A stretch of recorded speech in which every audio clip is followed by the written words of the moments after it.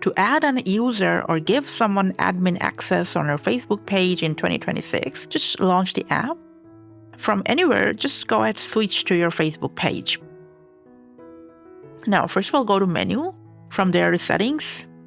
Now, after update, you're going to just scroll down and then enter page setup and then just hit page access. Now, as you can see, all the current admin and moderator list will be in here. You can give someone task access to the page if you want, or you can just add a new admin. So we're going to just tap on add new to add an admin, hit next, and then carefully put down their name in this bar. When the name shows up, just make sure it's that specific person.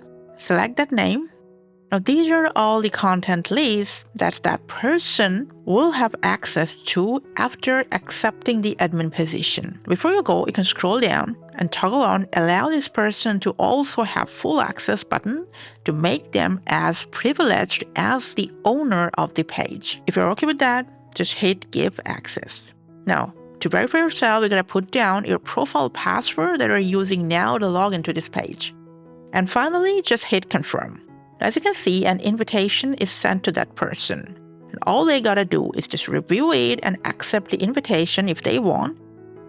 And they will be added as an admin to this page.